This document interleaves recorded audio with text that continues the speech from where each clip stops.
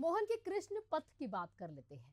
मध्य प्रदेश की डॉक्टर मोहन यादव सरकार ने अपनी महत्वाकांक्षी योजना कृष्ण पथ योजना पर अब इस समय जुटी हुई है।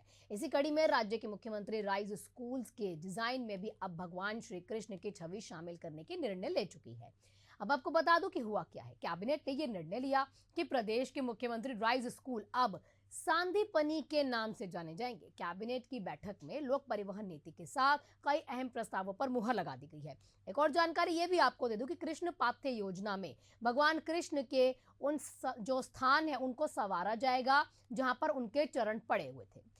यहां तक कि इसी तरह अब सांदीपनी गुरुकुल की पुनर्स्थापना उज्जैन में की जानी है, जहां पर 64 कलाओं और 14 विद्याओं की शिक्षा दी जाएगी। कृष्ण पाथ्य मार्ग के लिए राज्य का पर्यटन एवं संस्कृति विभाग काम भी करेगा। ये जानना आपके लिए बेहद जरूरी है कि कृष्ण पाथ्य योजना में क्या क्या कुछ आ रहा है। देखिए, भगवान कृष्ण के जहां जहां कदम पड़े उसको हमें संवारना है, लेकिन इससे इतर ये भी है कि अब कुछ स्कूल्स बनाने हैं जिन्हें गुरुकुल हम आम भाषा में कहते हैं। ये पुराने जो चलन है उसमें हम गुरुकुल भी कहते हैं, जहां पर जो सीखते हैं बच्चे उसको। अब उसमें करना क्या है, उसमें कलाओं की ज्ञान जो है, कलाओं की जो शिक्षा है वो बच्चों को दी जाएगी। और क्या क्या कुछ खास इसमें होगा, खैर ये तो आगे का विषय होगा, लेकिन ये देखना बहुत जरूरी है कि अब मोहन ने कृष्ण पथ जिस तरह से वो रास्ता बना दिया है, कैबिनेट की फैसला बड़ा लिया गया है।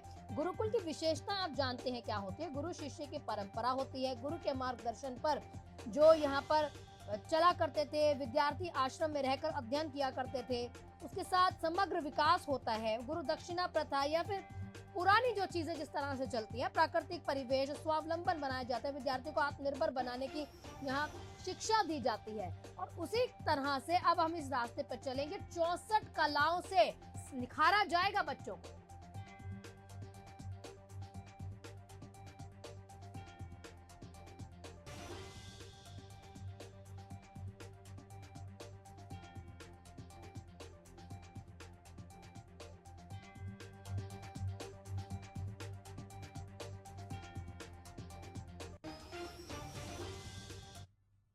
सीएम राइज स्कूल जो कि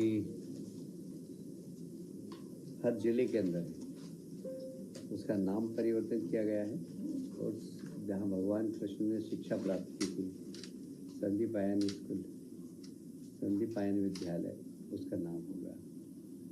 तो ये एक बड़ा निर्णय है और उसका एक मॉडल भी बनाएंगे हम कि वास्तव में उसमें कृष्ण की छवि दिखे, ऐसा कुछ उसका कलर, उसके मोनो, उसमें भगवान कृष्ण का, संदीपायन ऋषि का कुछ उल्लेख हो।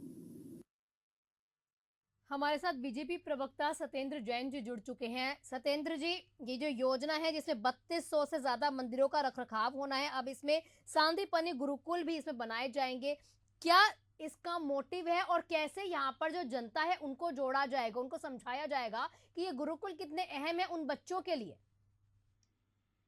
देखिए, एक बड़ा ये अच्छा निर्णय है। हमने जो सर्व सुविधाओं से सुसज्जित स्कूल की कल्पना की, विद्यालय की कल्पना की और हमारी सरकार ने उसको मूर्त रूप दिलाया। आज हजारों सीएम राइज स्कूल हैं। अब अगर उसमें हमारी धर्म, सभ्यता, संस्कृति से अगर उसको जोड़ा जाता है और महर्षि सांदीपनी जो भगवान कृष्ण जिन्होंने हमें गीता का ज्ञान दिया और जो गीता आज विश्व में वंदनीय है, तो ऐसे भगवान कृष्ण का भी के गुरु रहे हैं, तो कहीं ना कहीं हमें हमारे पुरातन वैभव के, पुरातन मूल्यों का भान होता है। और अगर विद्यार्थी जीवन में विद्यार्थियों को ये सांदीपनी स्कूल के नाम से जब जाएंगे तो उनको भारतीय ज्ञान परंपरा का, भारतीय संस्कृति का, भारतीय दर्शन का, गीता का ज्ञान होगा। और जैसा और विद्यार्थियों को शिक्षा भी मिलेगी, ज्ञान योग की, कर्म योग की, भक्ति योग की, सभी योग की शिक्षा के साथ साथ जो जीवन में बहुत आवश्यक होता है। तो एक अच्छा कदम है। मैं यशस्वी मुख्यमंत्री डॉक्टर मोहन यादव जी की और उनकी समस्त सरकार की, स्कूल शिक्षा मंत्री इंदर सिंह परमार जी की, सबका बहुत बहुत साधुवाद देता हूं कि उन्होंने ये निर्णय लिया है। और निसंदेह देखिए, आज कुरीतियां व्याप्त हो रही हैं। आज समाज में या विद्यार्थियों में हम देखते हैं कि एक सज्जन शक्ति है तो दुर्जन शक्ति भी है, आसुरी शक्तियां भी होती हैं। तो हम देखते हैं कि जब जब पाप बढ़ता है तो ये आपको पता है कि गीता में कहा गया है कि यदा यदा ही धर्मस्य ग्लानिर्भवति भारत अभ्युत्थानम अधर्मस्य तदात्मानं सृजाम्यहम् परित्राणाय साधूनां विनाशाय च दुष्कृताम धर्म संस्थापनार्थाय संभवामि युग युगे।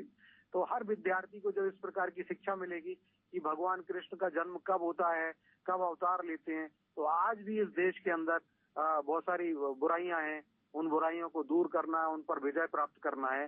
तो हर एक विद्यार्थी को भगवान कृष्ण के जो मूल्य हैं उनको पालन करना होगा, और तभी हम पाप को और ये जो पापी शक्तियां हैं उन सब का हम समूल नाश कर पाएंगे और एक उत्कृष्ट भारत, विकसित भारत बनाएंगे। और भारत विश्व वंदनीय रहेगा, विश्व मित्र रहेगा, विश्व बंधु की भूमिका में आ गए हैं। और जिस प्रकार से भारत का अगर हम आर्थिक साम्राज्य की दृष्टि से भी बात करें तो भारत हमारा सन 1750 तक भी विश्व की सबसे बड़ी अर्थव्यवस्था वाला देश था।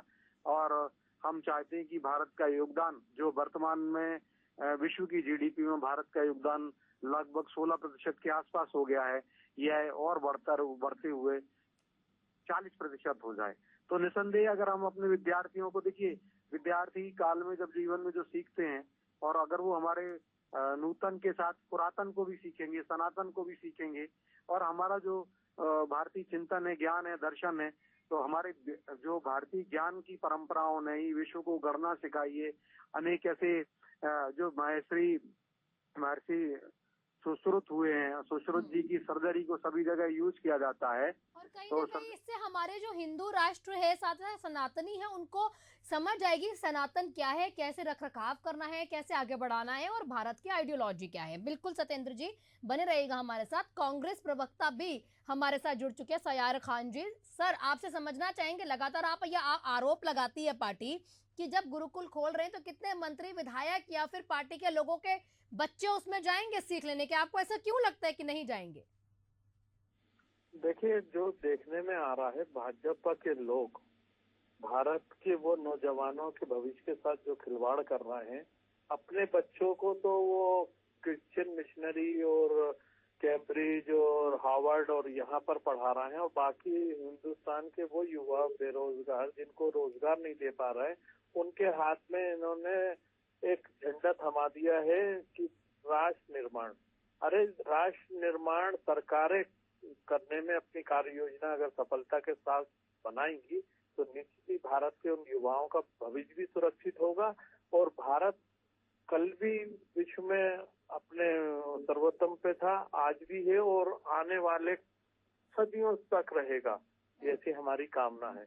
लेकिन आज ये पिछले 11 साल में, चाहे केंद्र की सरकार हो, 21 साल में मध्य प्रदेश में ये भाजपा की निकम्मी सरकार हो, इनके पास सिर्फ नाम बदलने के लिए, इवेंट करने के अलावा धरातल पे कुछ जनता को देने का कोई ना नीति है ना नियत है।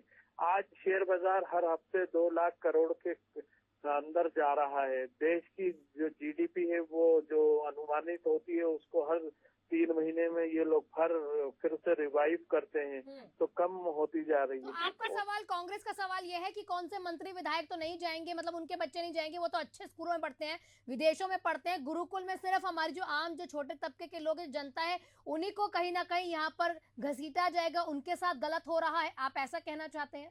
बिल्कुल, पूरी बात रख लेता हूँ। सीएम राइज स्कूल शिवराज सरकार ने बड़े वही इवेंट करके, बड़ी बड़ी बातें करके 24 करोड़ की लागत से बनाने का काम करा। हकीकत ये है कि मध्य प्रदेश की राजधानी भोपाल में जो राज्यपाल का गवर्नर हाउस है, उसकी दीवार से लगा हुआ रोशनपुरे का वो सलम एरिया का आप स्कूल अपनी टीम को भेजें कल ही या आज, तो वहाँ पर उस स्कूल की हालत आपको समझ आ जाएगी। वो तवेले में बदल गए हैं। वहाँ के स्थानीय लोग उस स्कूल में भैंसे और बकरियां बांधते हैं। तो ये हालत है राजभवन से लगे स्कूल की। बरसातों में हम त्रिदेश से देखते हैं कि सीहोर में जो पूर्व मुख्यमंत्री का जिला था, वहाँ पर बच्चियां कई किलोमीटर पानी में डूब के कई सालों से निकल रही थी, लेकिन उन्होंने ना पुलिया बनाई थी ना सड़क बनाई थी। ये ऐसा विकास मध्य प्रदेश को नहीं चाहिए। ये इनकी थोथी और झूठी घोषणाएं हैं, जो इवेंट और प्रपंच करते हैं, सिर्फ ये लफाजी करते हैं, लेकिन हकीकत जमीन पे ये है कि प्रदेश के नौनिहालों के भविष्य के साथ ये खिलवाड़ कर रहे हैं। फिर नया इवेंट लाते हैं, कुछ नई योजना लाते हैं और कुछ आगे पार्ट और पीछे सपाट हो जाता है। तो ये इनका चाल चरित चेहरा है। आज मध्य प्रदेश में बात करें, देश में बात करें, तो पिछले 45 साल की बेरोजगारी की दर है। मोदी जी आए थे, उन्होंने 2 करोड़ रोजगार की बात करी थी। 11 साल में 22 करोड़ रोजगार कहाँ है ये पूछ ले। किसानों की आय दुगनी करने की 2022 तक बात करी थी, वो किसानों की आय आज क्या दुगनी हो गई ये बता दें। देश में पहली बार किसानों के उपकरणों पे जीएसटी लगाने का काम इस किसान विरोधी सरकार ने बिल्कुल, करा। लेकिन कहीं ना कहीं आप ये कहना चाहते हैं कि स्कूलों के नाम बदलने से कुछ नहीं होगा या फिर नए ऐसे गुरुकुल शामिल करने से कुछ नहीं होगा। हमें विश्व में अगर कंपटीशन करना है भारत को, तो विश्व के हिसाब से जो भाषाओं का यहाँ पर प्रयोग हो रहा है उसके हिसाब से अपने बच्चों को ट्रेन करना पड़ेगा, अपने बच्चों को सिखाना भी पड़ेगा। शुक्रिया आपका सयार खान जी, हमारे साथ जुड़ने के लिए। सत्येंद्र जी, आपका भी बहुत बहुत शुक्रिया जो मुख्य बिंदु है यहाँ पर रखने के लिए।